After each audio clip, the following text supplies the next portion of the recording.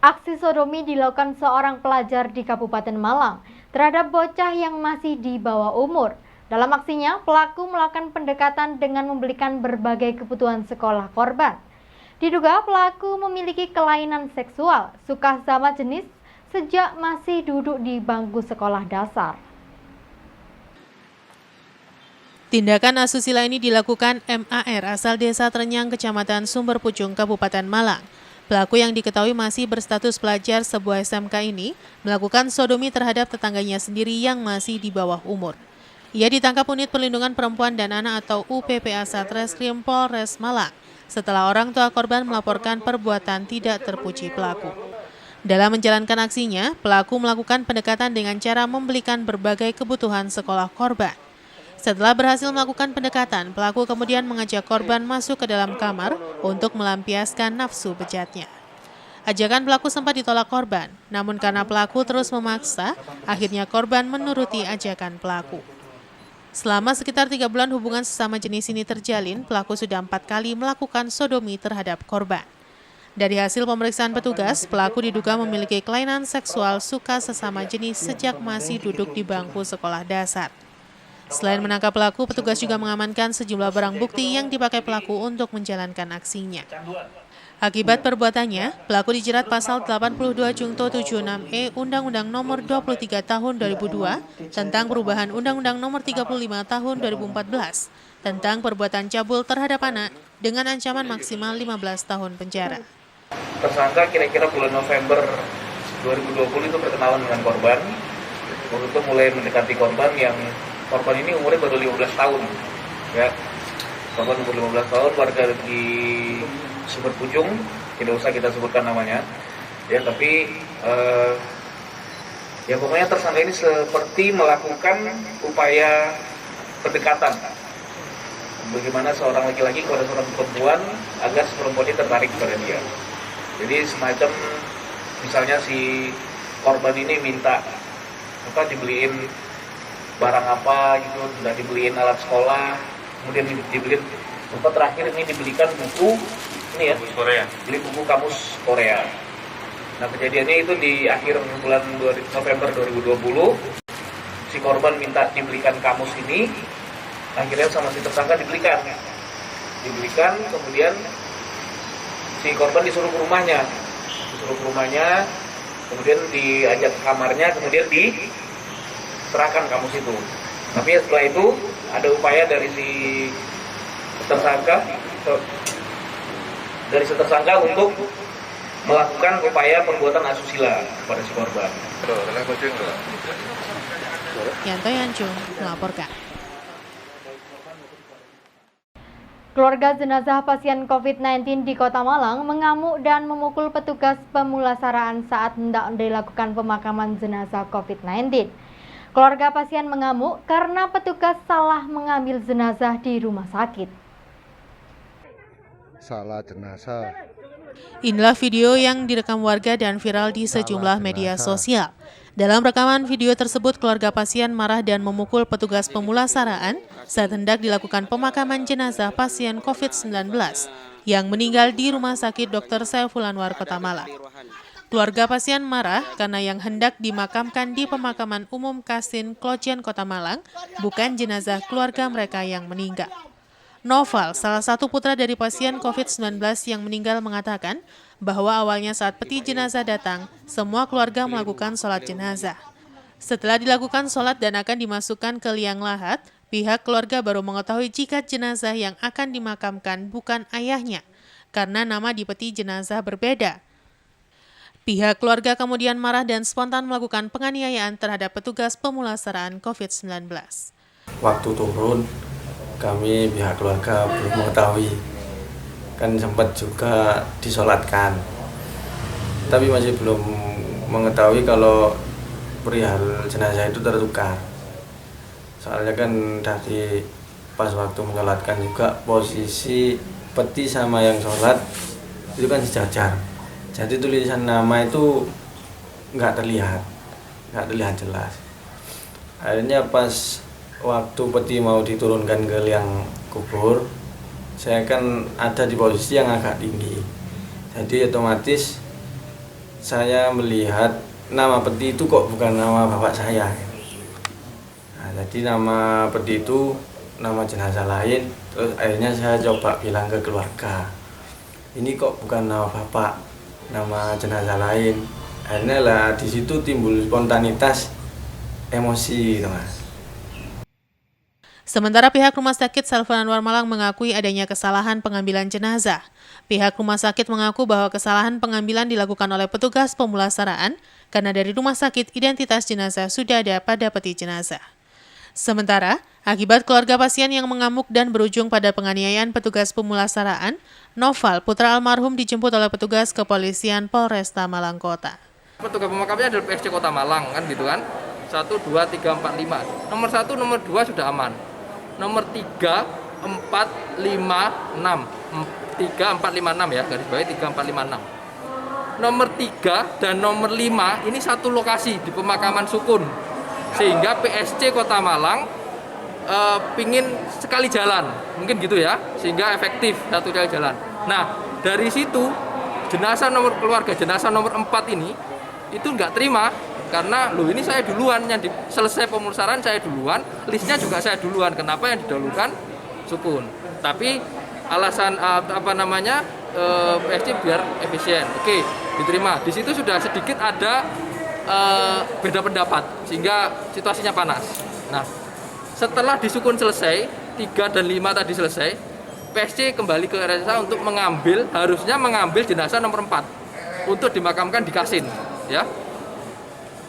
Nah, di sini mungkin karena sudah panas, capek dan kawan-kawan, sehingga ada miss. Yang diambil harusnya nomor 4, diambillah peti jenazah nomor 6. Ya, tadi kan 3, 4, 5, 6. Yang diambil harusnya nomor 4, yang diambil nomor 6. Setelah dibawa ke Kasin untuk dimakamkan, keluarga sudah panas nih karena sudah ini. Ternyata jenazah nomor 6 yang diambil dan udah mau masuk liang lahat katanya gitu. Saya belum tahu ya. Katanya sudah masuk liang lahat. Akhirnya tambah marah karena salah ambil jenazah tadi. Simon Alfredo melaporkan. Sebanyak 600 orang tenaga kesehatan di Rumah Sakit Saiful Anwar atau RSSA Malang, Jumat siang menerima vaksinasi COVID-19. Dari 6.000 total tenaga kesehatan di RSSA terdata sebanyak 3.500 tenaga kesehatan yang akan menerima vaksin Sinovac. 600 tenaga kesehatan di Rumah Sakit Saiful Anwar Malang Jumat siang resmi menerima vaksin Sinovac. Vaksin tenaga kesehatan di Rumah Sakit Saiful Anwar Malang merupakan kali pertama, di mana dari 3.500 nakes yang terdata, 600 diantaranya menerima vaksin perdana tersebut. Sedangkan sisanya akan dilakukan secara bergilir, di mana setiap harinya akan dilakukan vaksinasi kepada 600 nakes hingga selesai. Dalam vaksinasi tersebut, sebelum nakes menerima vaksin, terlebih dahulu dilakukan berbagai rangkaian pemeriksaan kesehatan. Nakes yang dinyatakan sehat langsung disuntik vaksin Sinovac oleh 40 petugas vaksinator yang disiapkan. Direktur RSSA Malang Dr. Kohar Hari Santoso mengatakan bahwa vaksinasi terhadap tenaga kesehatan ini merupakan yang pertama. Nantinya setelah divaksin, 2 minggu kemudian akan divaksin lagi untuk kedua kalinya. Di RSSA Malang sendiri sudah tercatat 3.500 nakes yang akan divaksin. Sedangkan untuk total keseluruhan nakes yang ada di RSSA Malang sendiri tercatat 6.000 nakes. Sedangkan untuk sisa vaksin sendiri akan diajukan ke pemerintah Provinsi Jawa Timur. Data yang kami masuk saat ini ada 3.223. Tapi nanti akan bergerak karena mungkin ada sebagian yang kemudian ternyata kriteria tidak terpenuhi atau mungkin ada tambahan yang lain sepanjang itu. Ya. Hari ini kita mulai, kemudian ini rencana akan kita langsungkan terus selama kurang lebih 5 harian. Nanti akan selesaikan semua, jadi cukup banyak tiap hari yang harus kita suntikkan. Kami sudah disiapkan 3.500 ampul vaksin. Ini pada suntikan pertama ini. Nanti kita lihat kalau data ya, nanti untuk suntikan kedua nanti akan tambah. Simon Alfredo melaporkan. Terima kasih Anda masih bersama kami dalam Info 7 Malang Raya. Vaksin COVID-19 buatan Sinovac tahap pertama termin kedua didistribusikan ke sejumlah daerah. Vaksin tersebut telah tiba di sejumlah daerah di Jawa Timur, salah satunya di Kota Batu. 1.840 vial dosis vaksin COVID-19 untuk Kota Batu telah tiba di gudang penyimpanan Dinas Kesehatan Kota Batu pada Jumat siang. Vaksin COVID-19 Sinovac untuk Kota Batu diangkut menggunakan mobil box PT Bio Farma dari gudang Dinas Kesehatan Provinsi Jawa Timur tiba di gudang penyimpanan Dinas Kesehatan Kota Batu. Pendistribusian vaksin COVID-19 dikawal ketat polisi bersenjata dari Brimob Polda Jawa Timur. Setibanya di gudang farmasi Dinkes Kota Batu, vaksin COVID-19 dari Cina disimpan dalam ruang pendingin. Adapun rincian vaksin Sinovac ini terdiri dari 1.840 vial dan setiap dosisnya berisi 0,05 cc. Menurut keterangan Dinas Kesehatan Kota Batu, 1.840 vial dosis vaksin Sinovac rencananya akan disalurkan ke fasilitas kesehatan di Kota Batu. Dan penyuntikan yang diprioritaskan bagi tenaga kesehatan, forum pimpinan daerah di Kota Batu seperti Wali Kota beserta Wakil Wali Kota, Kepala Kejaksaan, Kapolres, Ketua DPRD, tokoh agama serta tokoh masyarakat se-Kota Batu penyuntikan kedua.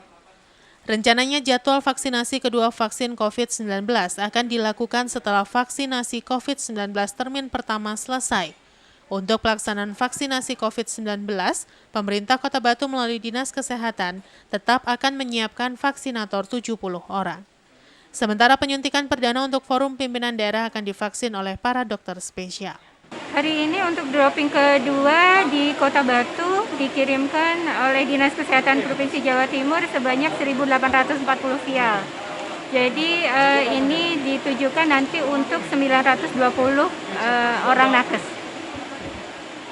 Segera setelah yang alokasi pertama habis, kita langsung masukkan yang alokasi kedua ke vaskes-vaskes. Yang jelas nanti kita targetkan tanggal 2 Februari sudah semua vaksin tersalurkan. Sasaran tetap nakes dan sasaran masih tetap nakes. Yanto Yanjung melaporkan. Menjadi perlintasan kendaraan berat setiap harinya, jalan penghubung Malang Blitar mengalami kerusakan parah di banyak titik. Jalan berlubang dan bergelombang berat bisa membahayakan pengguna jalan, terutama pada malam hari. Terlebih kondisi jalan banyak tanjakan, turunan, serta tikungan. Sudah cukup lama jalan penghubung Malang Blitar di wilayah Ngantang mengalami kerusakan parah di banyak titik jalan. Kondisi aspal jalan yang basah dan berkubang air hujan semakin mempercepat kerusakan parah badan jalan. Terlebih banyak kendaraan berat melintas setiap harinya. Jalan yang tidak pernah sepi dari aktivitas pengguna jalan ini ramai dilintasi tidak hanya roda 2, roda 4 pribadi maupun niaga, juga truk berat pengangkut material bahan bangunan, baik batu maupun pasir.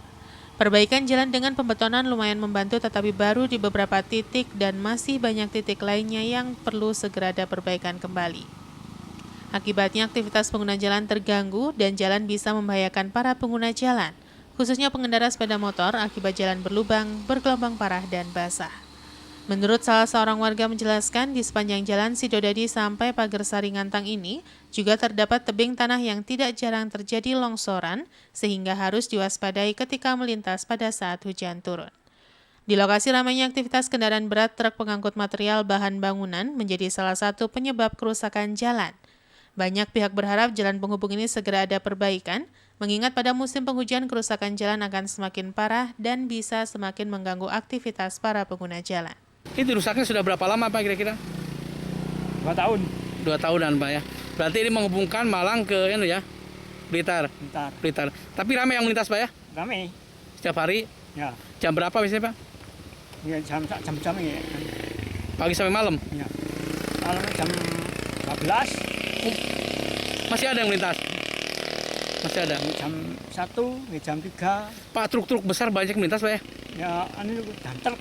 Ya, dump truk ngangkut apa itu Pak? Di pasir. Dari Merah. Blitar ya? Nah, ke Malang Pak ya? Malang. Ini Surabaya. Oh, Surabaya juga bawa ke Surabaya Pak? Ya, saya. Setiap hari Pak ya? Ya. Setiap hari. Pak, lampu ini sudah ada belum? Lampu penerangan? Belum ada Pak ya? Berarti ke Malang gelap Pak ya? Gelap Pak ya? Ya.